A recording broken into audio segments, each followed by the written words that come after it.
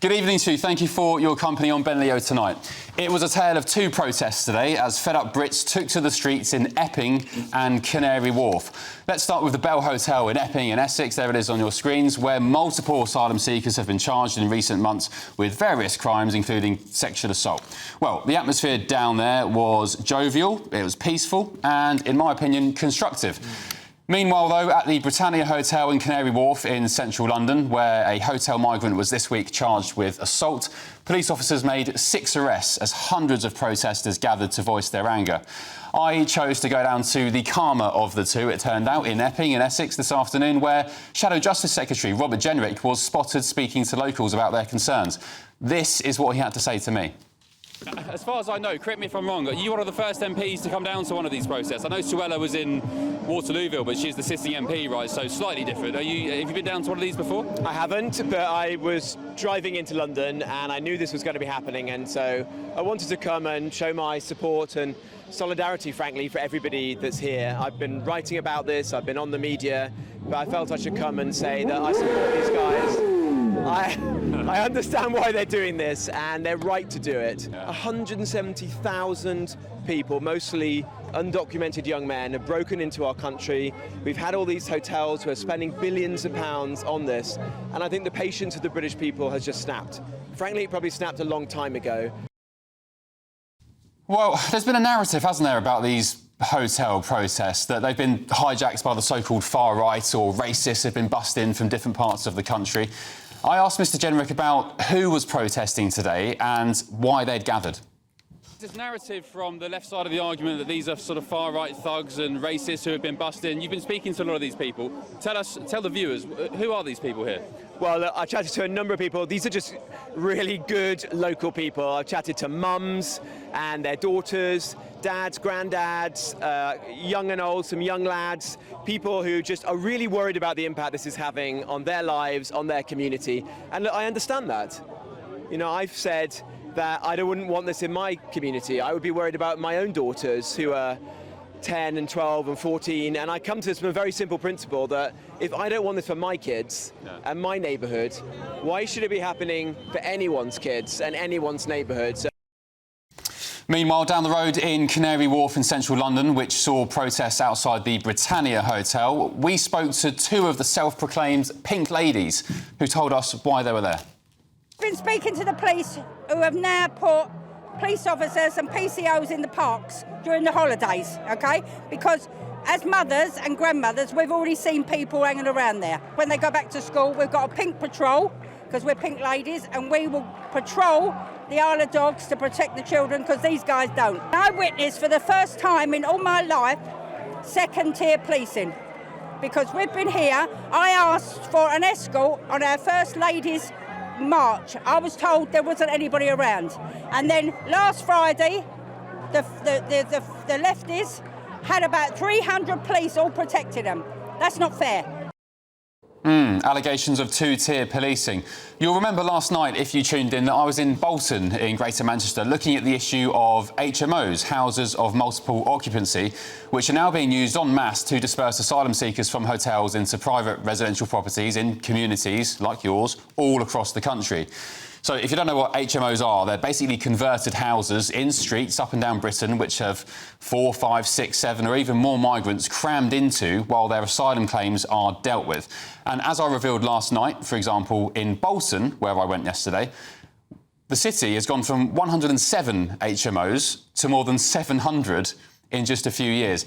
I put the concern of the rise of HMOs to Mr Jenrick today. Are HMOs going to be the new hotels? The same sort of level of concern, protest and objection to where we house asylum seekers? Yeah, look, I think they are, and this is almost like an attempt to cover up the problem.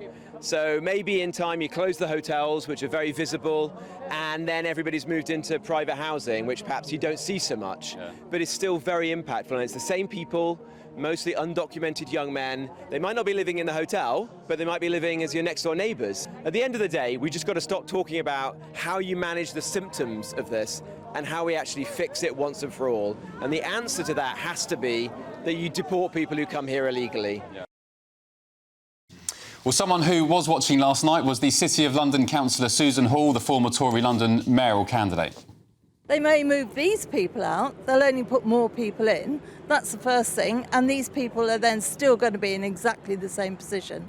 And where are they putting them? I was watching Ben Leo last night, where a mother and her 2 children had been removed from a property so they could put 5 or 6 asylum seekers in there. What is this going to do with local communities? And what's happened to that poor woman? And that must be replicated all over the country. I watched Ben's programme last night and I was quite horrified.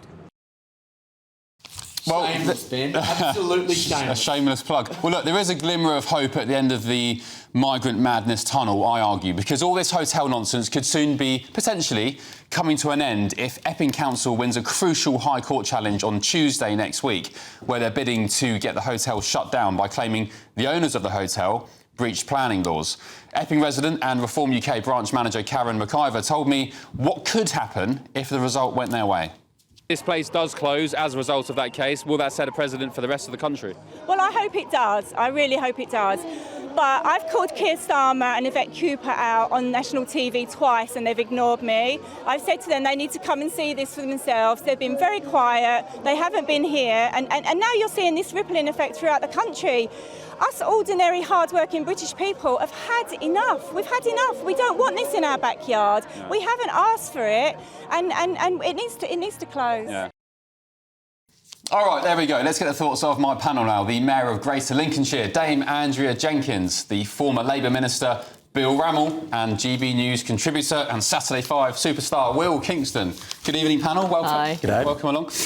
Bill, we'll start with you. What's your take on the ongoing hotel situation? And one thing I want to talk about in depth is the rise of HMOs, these houses of multiple occupancy, which I think, as I understand, the government is now using increasingly more to get these hotels' numbers down.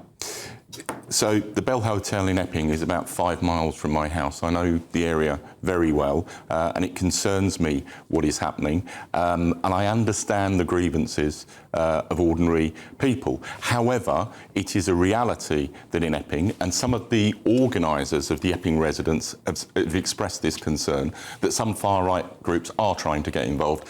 The Homeland Party, the British National Party and others.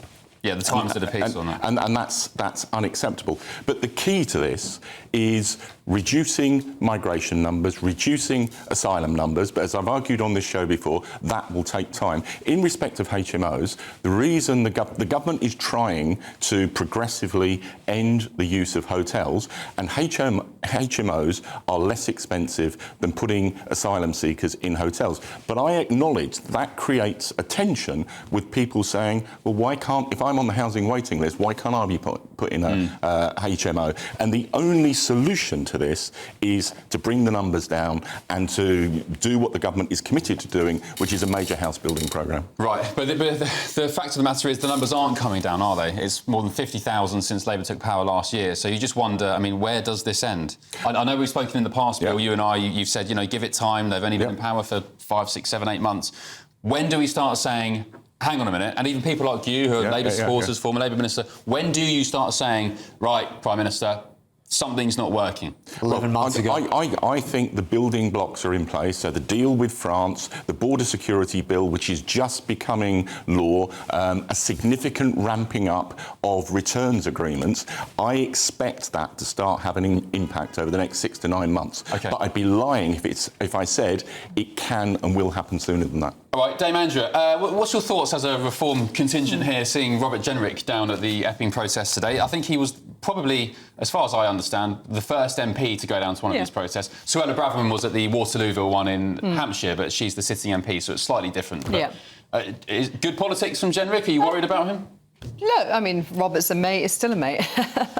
And I think anybody who goes to call it out, brilliant. But we cannot forget that Robert was the immigration minister. Absolutely. And so, look, I spoke out... He'd argue he did resign on principle because... No, but how many years was he an MP? And the numbers were shooting through the roof whilst he was immigration minister. Even as a backbencher, I was speaking out, holding debates and challenging the government. But look, I don't want to focus on Robert. I want to focus on the people. Look, the British public didn't ask for this. They've had no say in this with both governments. And I wouldn't want it on my doorstep. And You know, I don't blame every parent out there going out to peacefully protest for your children's safety and your children's future. I found it heartbreaking, some of the recent cases, which obviously we won't go into the legal aspects of them, but as a parent, you know, we shouldn't no longer have to put up with this, but it's not going to change while we continue to be soft-touch Britain, which creates this pull, and they keep coming out. So what would reform do? Well, say we have an election in 4 years. Absolutely. Nigel Farage is Prime Minister. What's happening on day one? Well, on that press conference we did in London, about 6 weeks ago, Nigel said, look, about my comment about tents, we would process them, you know, you sort of agreed with it, but we'd process them, send them back. We're looking into a host country to send them to as well. But the most important thing is we've got to stop these benefits. We've got to stop them getting cinema tickets, stop them going in HMOs, which is actually... Would you turn them back? We've got to turn them back. That's the only thing we can do. Okay. And on top of that, stop them getting a daily allowance. If we are no longer freebie Britain, then they will not want to come here. Will, your thoughts? Billy's wrong. This is not some long-term project. If you adopt the Australian model when it comes to stopping the boats will stop in a matter of weeks, not months. If you make a public proclamation that if you get on a dinghy from Calais and arrive on the beaches of the United Kingdom or England, you will never be allowed to settle here permanently, the boats will stop in a matter of weeks. Yeah. This is not a 6 to 9 month project. This is something which can be stopped immediately. Yeah. The reason why Labor are saying this is because instinctively, in their heart of hearts, they don't really want to stop it. It's not a part of their core ideology. Absolute rubbish. You know, I've said many times... I agree with you, Will. I've said many times before on this show, the last Labour government dramatically cut asylum numbers, but it took time. And anyone suggesting that you can cut numbers just like that is either fooling themselves or misleading... Why don't you just turn them back, Bill? Because, well, OK, you could do that if we withdraw from the 1951 Refugee Convention. I don't think that's the right approach. But people who are genuinely fleeing for their lives, as a civilised country, we should process... They travel through so many safe countries to get here. Absolutely. And that is the issue. And do you know what? When we were in the European Union, Andrew, we had a mechanism to dealing with that. We're now, post hoc, having to reconstruct... Well, we're paying France and they've got no motivation because they don't want to keep them, do we? It's ridiculous. We've actually had the first migrants returned to France. I think in 6 months' time, as the numbers ramp up, you're going to begin to struggle to say that's not the right approach. Can I suggest something that I think I'm observing that's happening across the country, which is this is getting so out of control that I think you're getting to a point where people who previously didn't really take much notice of politics or news or the migrant situation, and even people who did, are now... It's not just about illegal migrants. I am sensing, and I'm seeing online especially, a complete wave of we don't want anyone here. We don't want legal migrants, we don't want genuine refugees, we don't want illegal migrants. And the longer this nonsense goes on, the more... I suspect you're going to get more extreme views like that. I accept that. And look, you know, I can argue that the boat crossings are only 3% of net migration, but they're very visible and very tangible to people. And that's why it's so important the government does tackle it. Can I show you something which is also very visible and tangible? I went to Bolton on Saturday morning. I went to one of these HMO streets. Bolton, I'll just remind you, 107 HMOs, houses of multiple occupancy, just a few years ago. Now more than 700. And, of course, this comes off the back of Angela Rayner in June last year saying every part of Britain will be taking their fair share of migrants. And this is what she means. More than 700. 700. I spoke to an Afghan guy who lived in one of these HMOs. He was an asylum seeker. And I told him, as we discovered and also reported in the Times, that the house he was living in with 5 other migrants was previously occupied by a young English mum, a single mum, and her 2 children. The landlord kicked her out so he could do a grubby deal with Serco and get more money and put asylum seekers in. This is the moment I told the guy about it, and this is his reaction. In this example, an English lady and her 2 children were told to leave, and then the landlord, the person who owns the house, gets refugees in and more money. So English person is left with no house, and then we have... children? 2 children, No house? No. Why? Because she lived in your house and the landlord kicked them out. So you and others could live. I'm going to hear children. No, this is not. This is lie. No. No. Before you guys moved. No, in. no. You have 1, 2, 3, 4. You have 4, 3, or 1 home for rent. Yeah. You have 1 refugee person, and then you have 1 children. You give children in this home or refugee. Yeah, of course you bury this children. This is line. No, but the landlord kicked the children out. No, this is No, he did. He did. Why? But why? Because it's more money. Because, you know, Serco, the management company, they pay more money if you have refugees, asylum seekers. The government gives them lots of money, so the landlord makes more money by having you guys in there instead of the English lady with their kids. So that's why maybe sometimes you may experience British people being a bit upset. So it's not your fault, but it's the landlord and the government and Serco, you see? I'm sorry. No, it's not your fault. It's not your fault. You come here, you are escaping being killed, but that's maybe why sometimes you experience maybe British people are a bit cold, you know? I'm so Just one example. Yeah, thank you. I'm so sorry. This is not good news. This is very bad news. I don't know. So what does it say about the state of the country, guys, when even an asylum seeker living in one of these HMOs thinks, or is shocked that the government and the state is treating them better than British kids? Ben, that's a fascinating conversation for starters. Well done. I think this HMO thing is just so deceptive because it's the same core concept as a hotel. Just because it is a 1-storey house as opposed to a 10-storey hotel, you are still giving free accommodation to people and you're creating an incentive for people to get on a boat and come to this country. And I think this is what people are so annoyed about, is that it feels like the government are tinkering around the edges as opposed to actually, to what Jenrick said, dealing with the root causes. So you'd withdraw from the Refugee Convention, which even Australia hasn't done? Very happy to, yep. Look, it was created at a very different time. It is no longer fit for purpose. Then amend it.